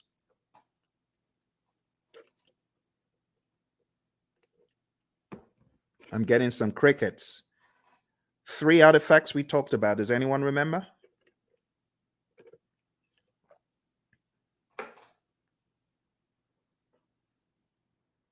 Hello? Everyone's quiet. Okay, I don't bite. All right, so the artifacts I was looking for from the world of Agile is your product backlog, your sprint backlog, and your increment or PSI. In the world of predictive, I was expecting the baselines and the plans pretty much. They're possible artifacts. We could also say our burn charts are artifacts from the world of Agile and things such as that. There are other things we could include. All right, managed communications is the next one. Pretty much managed communications, the communication knowledge area, and then engage stakeholders, pretty much the stakeholder management knowledge area that we've taken a look at. Okay, Don't forget, there's some really important stuff in the Agile Practice Guide as far as the incremental agile predictive iterative mantra, knowing when one is better than the other. So if there's a low degree of change, but there's a high frequency of delivery, it's incremental, stuff like that. This image is going to help you master. Again, know your Scrum, know your Scrum, know your Scrum inside out. Read the Scrum Guide. Make sure you go to scrumguides.org. As I recommended earlier, read it, go through it, go to Ken Schwaber's website, scrum.org, and make sure you take some of his Scrum basic assessments. They will really help you get very firm in Scrum. And don't forget the PMI's Agile Practice Guide, page 18, table 3-1. This is a table that you do, in my mind, absolutely need to know before your exam. And when it comes to the world of risk, just understand that risk can be positive or negative. Like in this image, we have, okay, the mouse gets the cheese. Well, that's a positive risk. Or the trap gets the mouse. Okay, it's a negative risk. But from whose perspective? From the perspective of the mouse. But what if we're talking about the homeowner? From the homeowner's perspective, what if the mouse gets the cheese? That's negative. So you always have to put on your perspective hat. Speaking of hat, the mouse is wearing a hat. So what strategy has the mouse adopted from this? Well, the answer would be mitigate. The mouse is trying to mitigate. Okay. Let's move on to the final domain. The final domain in this narrative, my friends, is a business domain. And in the business domain, we have 4 tasks. Number 1, plan and manage project compliance. Make sure that you are complying. Do not comply, because not complying could be bad. We're going to hear from our buddy Roy very quickly here. He's going to share the agile perspective of compliance. Let's hear what Roy has to say. So, Roy, is this a good word in agile space? Well, maybe it's a necessary word. We certainly don't like it, but it is functionally correct. It is technically the correct word to use. But we do want to make sure that we're aware of what compliance regulations are in place, so that we don't get ourselves in trouble. But I also want to stress that there are actually times when we might intentionally decide not to be in compliance. I've done a lot of work in the finance space, insurance space, and sometimes they're actually having those conversations of, okay, there's a new regulation that just came down the pike. Is it cheaper for us, for at least for right now, to go do that and go make sure that we are compliant, or should we just pay the fees for a period of time and do that work later? So those discussions they're valid discussions, especially when no one's being hurt. It's not about that. It's more about this regulation. We just can't get to it right now. It's going to cost us more to do it now versus later. So sometimes there's discussions happen, but those things are planned. They're understood. There are lots of discussions. Same basic needs, in an agile project as you would in a traditional project. It doesn't really change that much. But again, the difference is how we do it. We make sure that the teams are very aware of the compliance and regulatory needs, and that they understand them very clearly, so that we don't necessarily have to do reviews to identify compliance. We are encouraging the teams to be compliant always. That's a big difference. All right, good words from our buddy Roy. And like I said, if you want more of Roy and I's training coaching, going down to hpmexam.com, we have tens and tens of hours of both of us going back and forth talking about this stuff over and over again. You could go on to tinyurl.com/elitepmp. You'll be able to join the Udemy course where we have PMBOK 7. We just go to town on PMBOK 7, and you can watch all of those videos there. All right, moving on. Let's go back, and we're talking about business domain. Next thing is evaluate and deliver project benefits and value. So in the world of the PMI, they've become hypersensitive to the concept of benefits and value and outcome. It's no longer just about deliverable. Moving on to task 3, evaluate and address the external business environment changes for impact on scope. This is what a good product owner should be doing. A good product owner should always be scanning the boundaries and saying, what has changed in the environment? How does that affect our project? That needs to be the question. All right. As usual, I want to hear from my buddy Roy about environmental impacts. He always has such great wisdom to share. So let's listen to what my buddy Roy has to share. I hope the sound is coming across properly. It's a little bit different from Zoom's, this mechanism I'm using. So do let me know if you're able to hear the sound of Roy's voice. Let's listen. I'm glad they're talking about the backlog. That's a very positive change. Obviously, observing and monitoring and all that sort of thing is really not that much different than you would do. That's a business thing. Your product management community, if you have one, they would be doing these sorts of things. And that part doesn't change. The part that does change, though, is that we're able to make those changes a lot faster. So if something is happening in the market, we don't have to wait 6 months or a year to implement it because of current projects. We change it now, or as early as is practical anyway. And the main reason that we can do that is because it's less impact to our schedule, less impact to our projects. We can make those changes a lot faster with significantly less impact to our project. All right, back to you, Phil. All right, awesome stuff from our buddy Roy. So now you understand the concept of the environmental changes and their impact on scope. We've got one more, and we're going to be done for the night. We're going to be done. So here's your last chance. Type in any questions you have. I'm sorry if you are typing in questions and I'm not seeing them. This is a different platform, so even though it's live, I am unable to see if you have chatted in anything. It's not coming through. You might want to go to LinkedIn and try, because a few moments ago, Lawan was chatting in and it did work for her on LinkedIn. So if you're typing in and it's not working, I am sorry. All right, let's go on to the final one, and it's support organizational change. And you as a project manager, this is your job. Your job is to support organizational change. If the organization is going through change, you got to be a champion for it. You got to make sense making sessions. You got to help the organization, right, in their sense making sessions. You need to spearhead and lead the charge. As it says here in what we have in 3.4, it says assess the organizational culture. That's number one. Number two, evaluate the impact of the organizational change to your project. And finally, evaluate the impact of the project to the organization. And then you got to determine required actions either way. That's the general idea. We're going to hear from our buddy Roy, and then we're going to wrap this up. So our buddy Roy is going to talk about organizational change from the world of Agile. Let's hear from Roy. So Roy, how do we think about supporting organizational change from this perspective? Yeah, this is huge in the Agile space. And the main reason is to enable Agile to work properly, you need to change the organizational culture. It has to happen. To support things like, experimentation and the ability to fail and removing impediments as quickly as possible. All of these things may be contrary to the way that your organization is set up and contrary to the culture. So as project managers, as scrum masters, you need to be evangelists and champions of the process and encourage that change by educating your leaders, educating your business partners, your stakeholders, making sure they really understand what this is all about.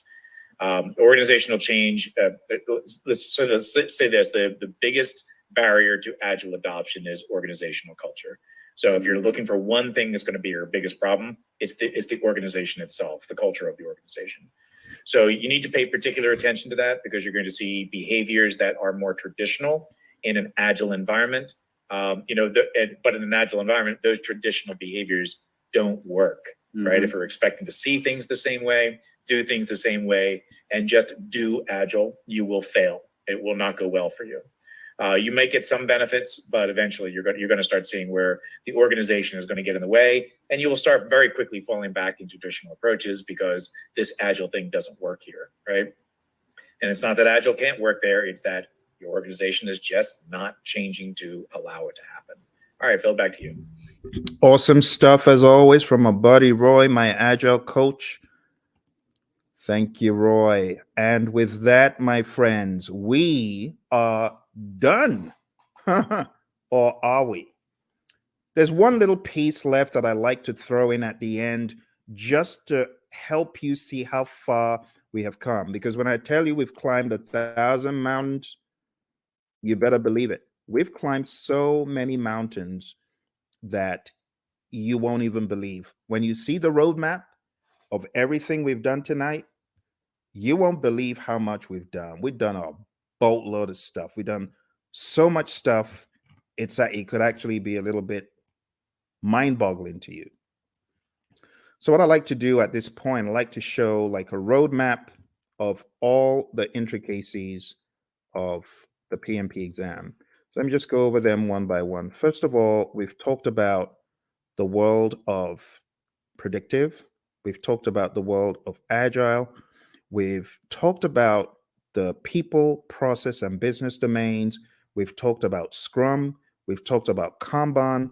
We've talked about the Agile Manifesto, talked about the Agile Manifesto values and principles. And then I've shown you PMBOK 7. I've shown you PMBOK 6. I've shown you the 12 principles and the 8 domains. Wow. My goodness. Okay, let's put it all into perspective. I'm going to show you one more image to bring it home. This is going to be the coup de grace. It's going to help you see everything in one place. Okay. But are you ready? I hope you are. This is going to go pretty deep. Let's take a look. I call this the PMP mind map. PMP mind map. And this mind map encapsulates the entire journey. I think at the end of it, you'll probably appreciate all the work you have been doing, actually. All the work you've been doing to succeed on your PMP, you're going to see it come to light here. All right. Here we go.